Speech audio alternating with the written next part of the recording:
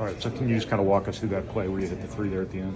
Yeah, we knew we wanted to get inside to Zach. Obviously, he's a dominant force in there, and we knew they'd have to dig or double him, so we were going to be ready for those spray out threes, and I was just ready to shoot it. Just the start of the game was kind of uneven for you. Just how did you sort of shake off that first half?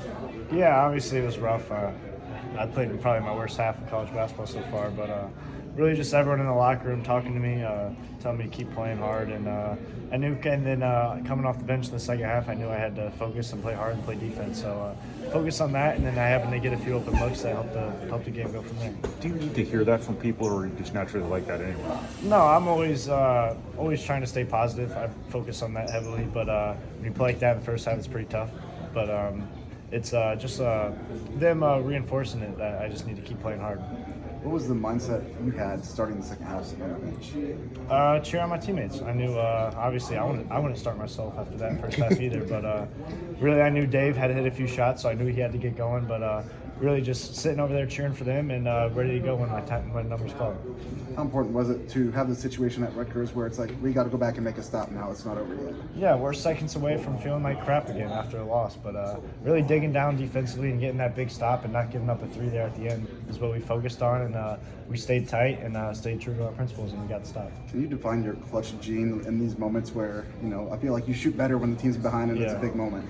Yeah, I just want to win. And going in, you knew they'd have to help on Zach, so I knew I had to be ready to shoot to help the team win. So really just focus on that, and it's going to be a rough day if I don't help the team win, so I just focus on that. Just I think after you guys started 0 for 7, I think you were like 6 and 8 there to end the first half. Yeah. That carried over a little bit into the second half. What was going on there that all those shots were going in? Was that we were just playing our game? Yeah, we were just playing our game. We knew off their defense, we just had to keep cutting and moving. They were pretty not lazy, but a little bit lackadaisical off the ball. So we just knew we had to cut and move, and we just stayed true to our game. But you saw what you're capable of when the shots are going down. Yeah, I mean, we saw it in the PK 85, and we're just in a little bit of slump, but we're all working, we're all practicing to get back to where we were. You guys have talked all season about, this in practice, you guys are seeing these shots going down, but for, David to come out today and put together the game that he had where he's, making three-point shots for his team and getting the chance to play some extra minutes there in the second half, what do you think that means for him? Yeah, it's huge. We know the player Dave is and what he's been in the last few years, so really just him staying confident, whether it's coming off the bench or whether it's starting that second half. We're all behind him because we know he can help the team win. So we see him put in the work, and we see what he's done, and we just want him to be a scorer out there, and he's done that. What did you see from him?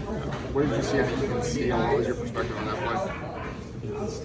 Last play. After Zach scored. They were trying to inbound. I mean, it was huge. Ethan's a great defender, probably one of the best in the Big Ten. But really just staying confident. He knew he had to get that stop. That's his job, and he focused on that. And he played hard and helped the team win. The way Braden responded to his first college loss, just what do you kind of see from him from floor level? He's a winner, and it's very easy to play with a winner and confidence. He's keeping guys' heads up. He's talking to them. He makes great passes, so it's pretty easy to play with, and he's fun to play with. But after a rough first half, he scored it a little bit, but he knew he had to pick us all up, and he did that. What does this mean for you, just to hit the game-winning shot at Ohio State when they had, felt like they just won the game on a three before that? Yeah, I mean, like I said, we're seconds away from feeling like crap again after a Rutgers loss. So you don't want to lose 2 in a row, and we were really focusing on that. So really to hit that shot means a lot. So now we can be at the top of the Big Ten. We want to do that. And losing 2 in a row, you just can't do that.